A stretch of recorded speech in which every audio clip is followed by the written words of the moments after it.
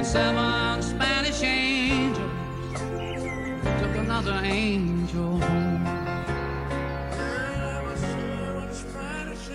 Hey, I'm Willie Nelson, and you're watching HempRock TV.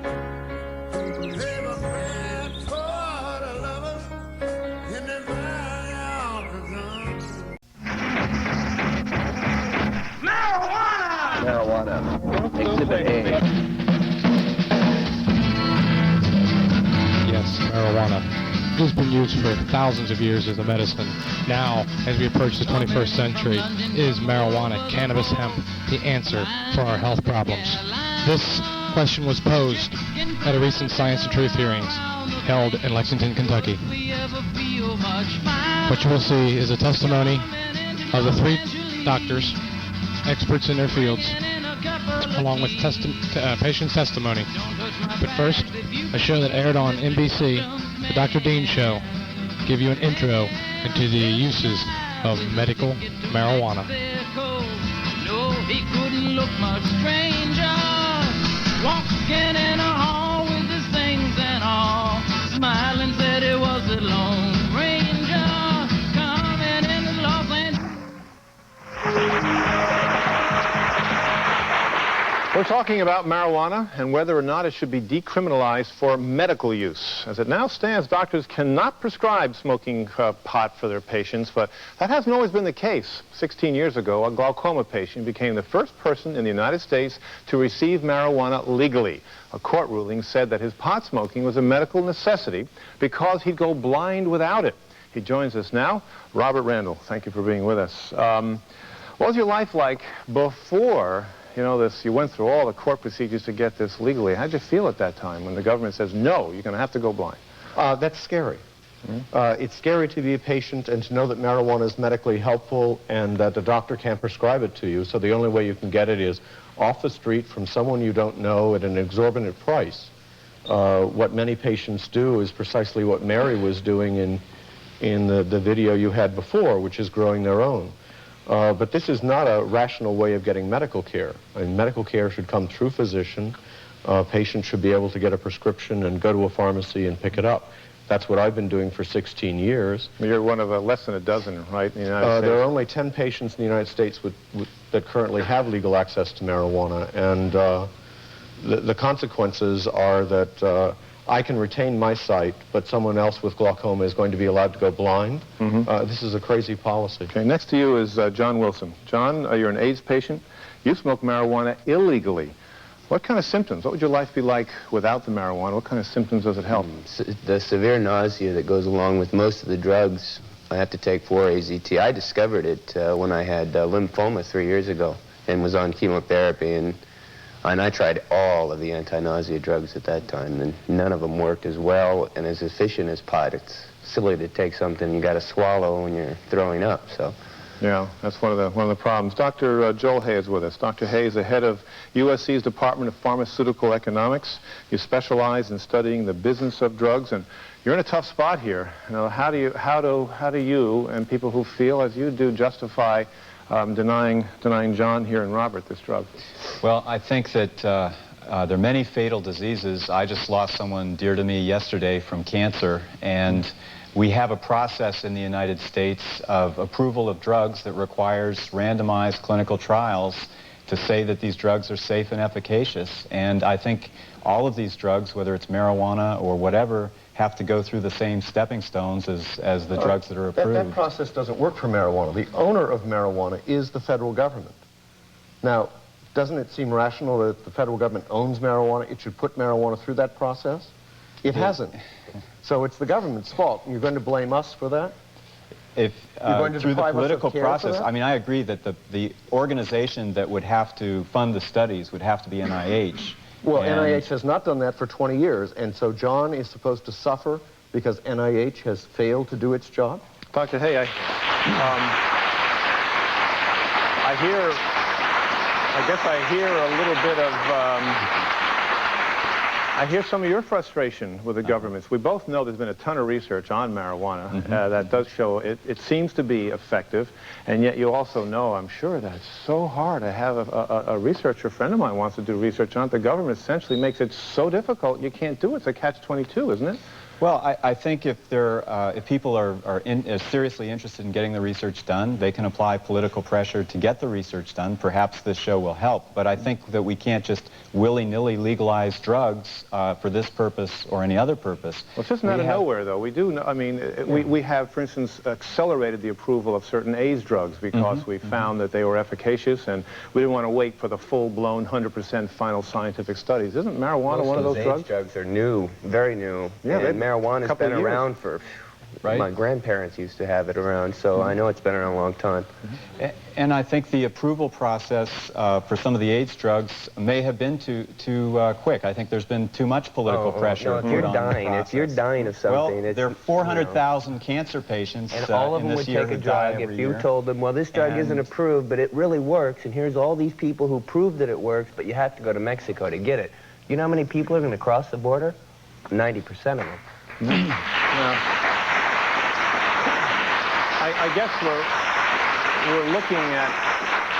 we're looking at symptomatic relief for people who have, in the case of cancer and even in AIDS, I have to say the truth, a terminal disease, and we're looking at, we give them morphine, and that certainly is abusable and dangerous. Well, what is your main concern? Morphine is abused. Yeah. We have many drugs that are currently used in hospitals that are abused by even medical providers because of their availability. You see, this is an issue behind it. Is this the secret thing we're all afraid to say, is that we're so paranoid about people who abuse these drugs that we're afraid to open this box? Is that really what's behind it? I think we have a serious problem of drug abuse in this country. I think we have a problem of abuse of the legal drugs, alcohol and tobacco, that is much more serious than the abuse of the illegal drugs. But abuse now, is if we legalize the illegal drugs, and this is sort of the first step into the door, through the door, we will have the kinds of levels of problems with we're talking for medical use. This is medical use. What we're talking about. Yeah, all right, let's hang on for a second here. We don't run out of time because we're going to come back and we'll continue talking with you, and we'll also get some thoughts from our audience. Stay with us. Coming up later, Dr. Dean takes a home video house call.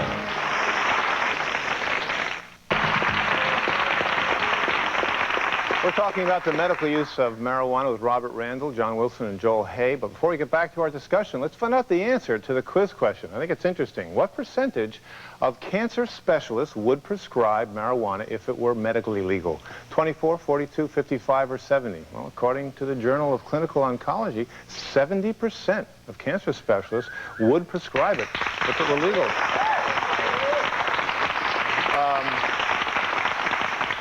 After just polling our audience, it's become obvious we can't find anybody who is against this. And this is a random group of folks. Joel, you got cancer specialists now saying that they would prescribe it.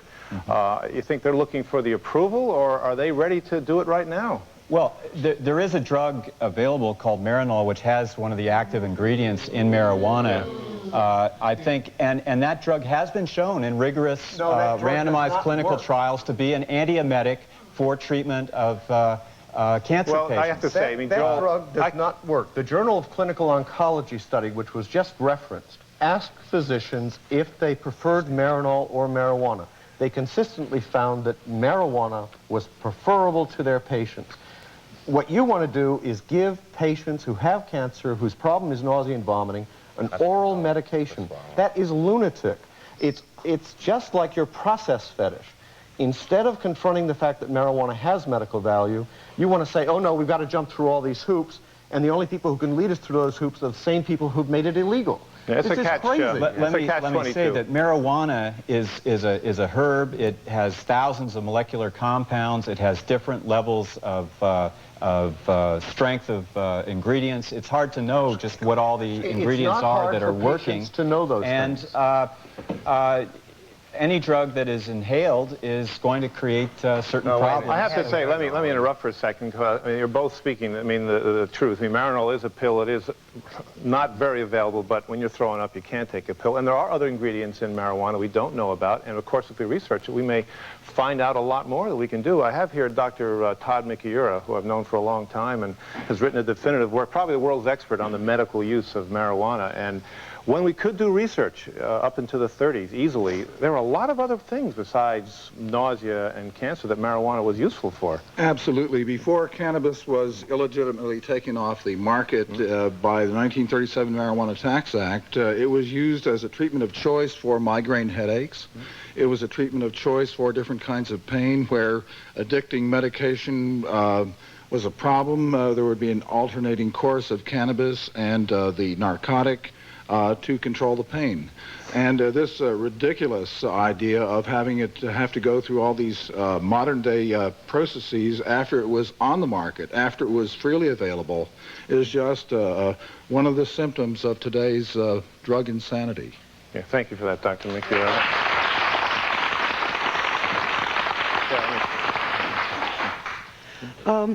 I had a surprise 4 years ago, discovering I had cancer of the colon. It metastasized to my ovaries and to lymph nodes.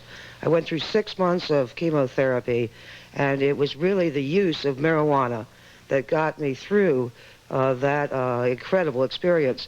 And I speak today for the thousands and thousands of people who right now are taking in that terrible poison chemical and dying from that as well as dying from the cancer.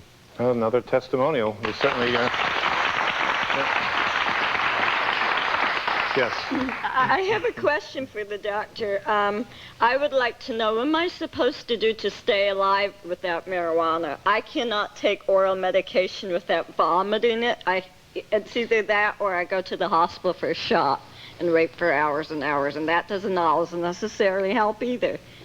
John, I was given morphine and other things at the pain management clinic, and I had allergic reactions to every single one of the pharmaceutical company's drugs. I think you're in the condition of lots of patients for whom there are drugs out there at various stages of development that have to be followed up.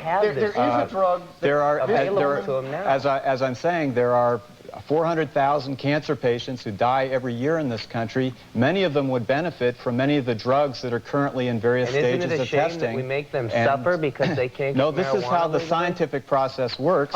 We have to do randomized clinical trials. This is not science. This is government regulation run amok. It is a government that prohibits marijuana.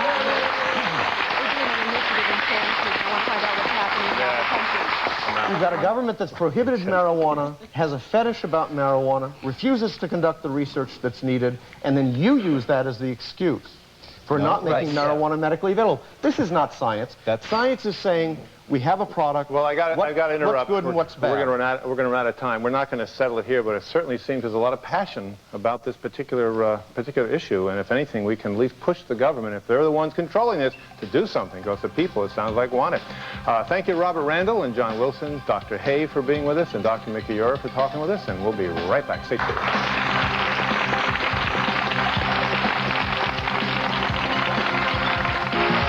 Thank you.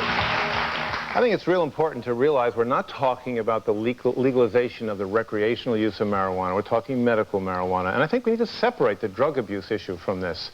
After all, people do abuse drugs. We are all against that. We all deplore it. But it has nothing to do with medical use. For instance, morphine is abused.